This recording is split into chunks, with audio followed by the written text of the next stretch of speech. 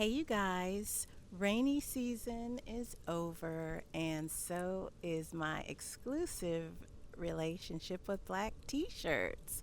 We've decided to see other people.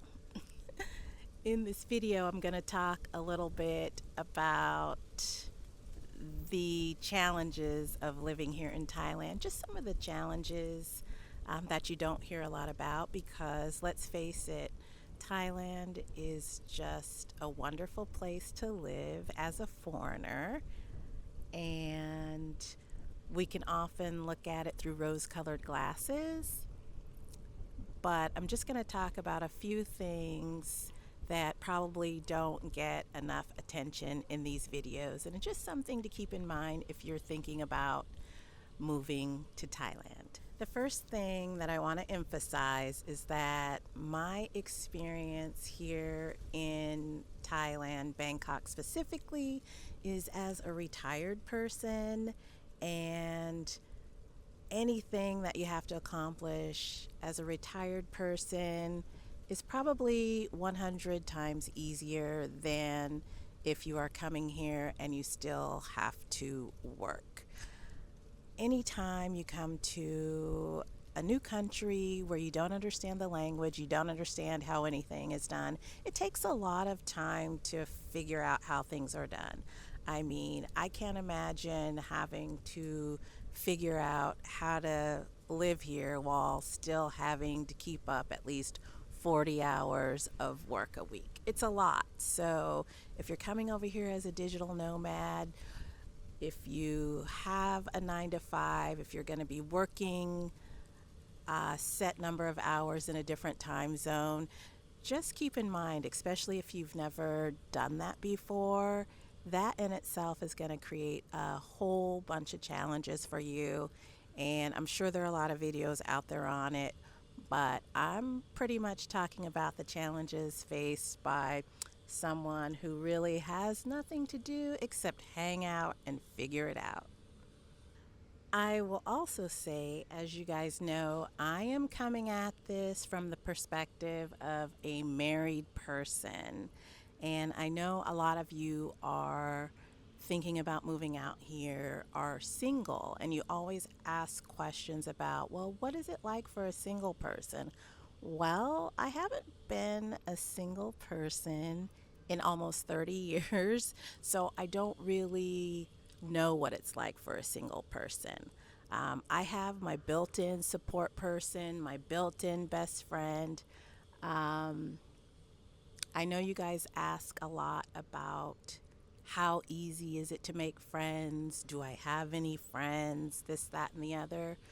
I will tell you this, my MBTI is INTP. I'm an introvert by nature. I am also someone who likes to do her own research. And coming to a new country, a new city, I want to kind of figure things out through my own eyes and not necessarily be influenced by others. I feel like it's very easy to make friends here. I just haven't put any effort into it at all.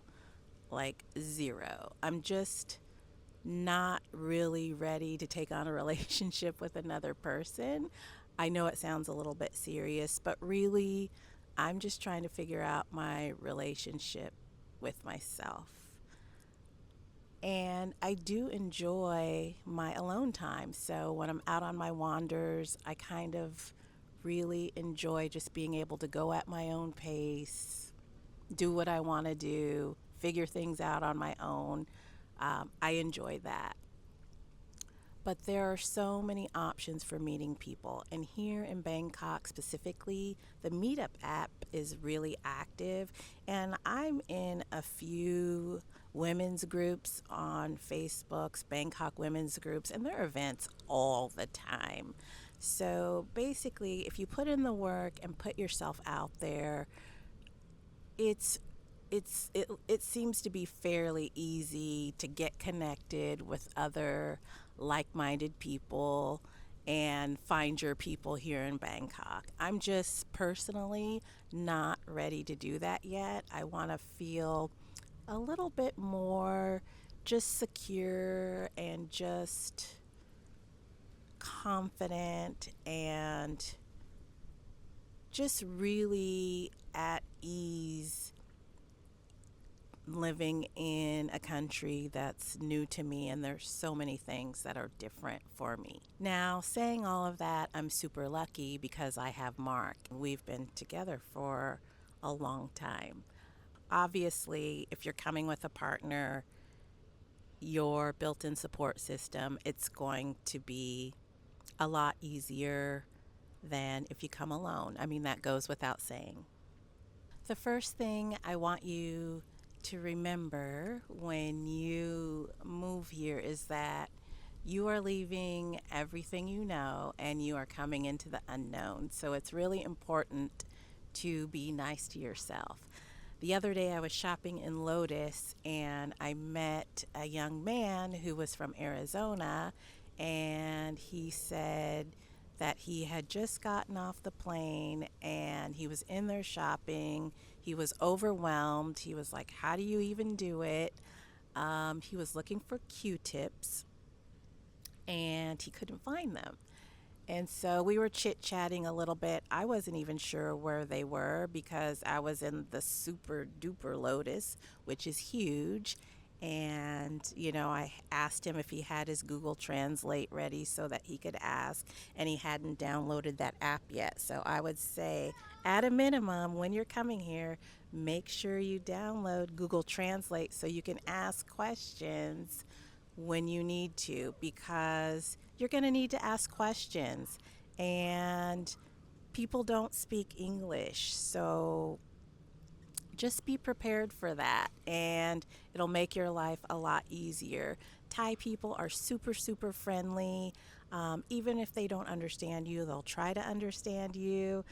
They'll help you out in the stores.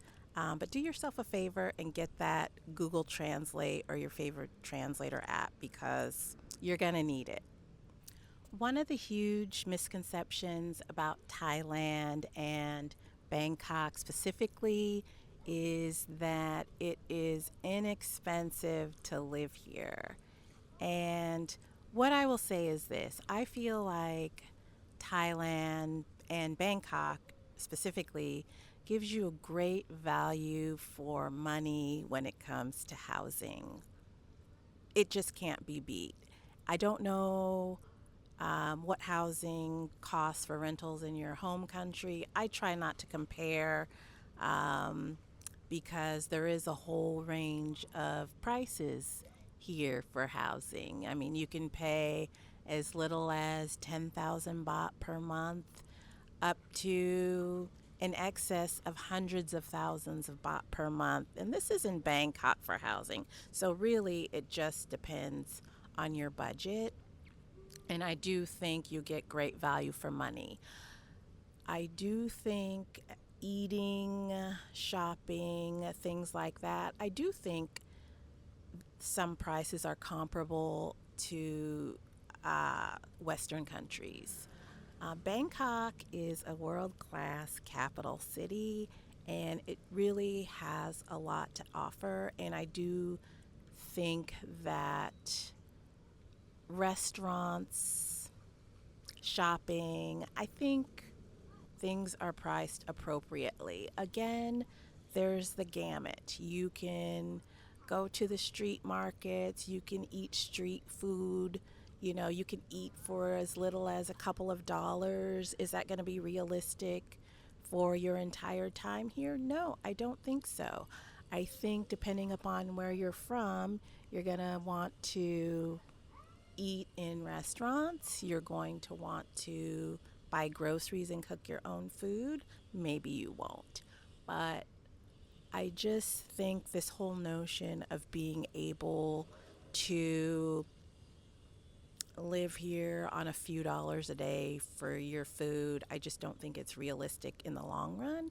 And I also mentioned this in a previous video, I don't think it's realistic to eat Thai food every day.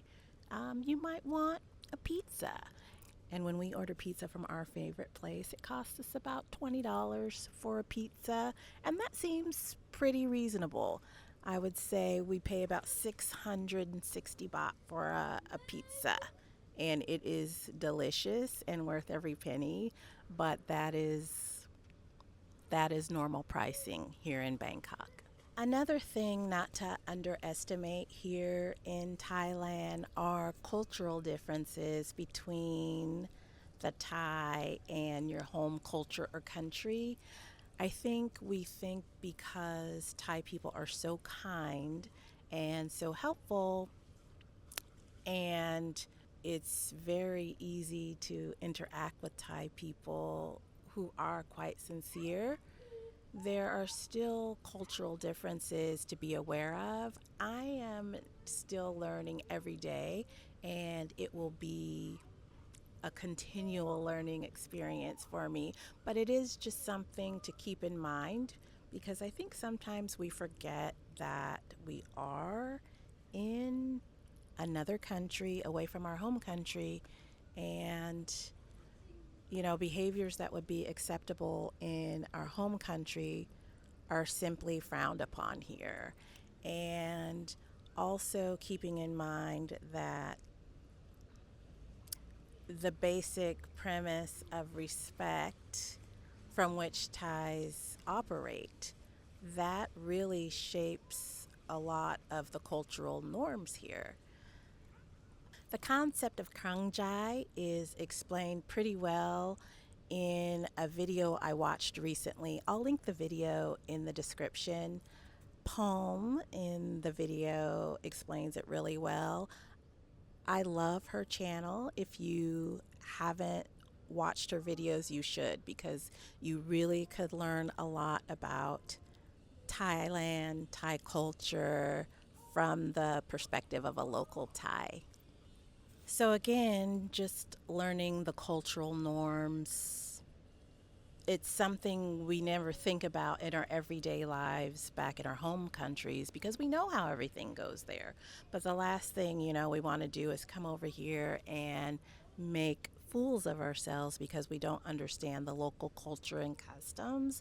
So, kind of keep that in mind and maybe think about learning what you can in the meantime. The final thing I'm going to talk about is communication styles and translations. So, I talked earlier about using your Google Translate app, and you want to keep in mind, and you'll understand this a lot more when you start learning to speak, read, and understand Thai. But the way the Thai language is structured is different from the way English is structured, especially when it comes to verbs. And so sometimes things get lost in translation, even when you're using a translating app. Um, it's interesting. I didn't realize it at first, and I'm just starting to notice it more now that I'm understanding a little bit more Thai.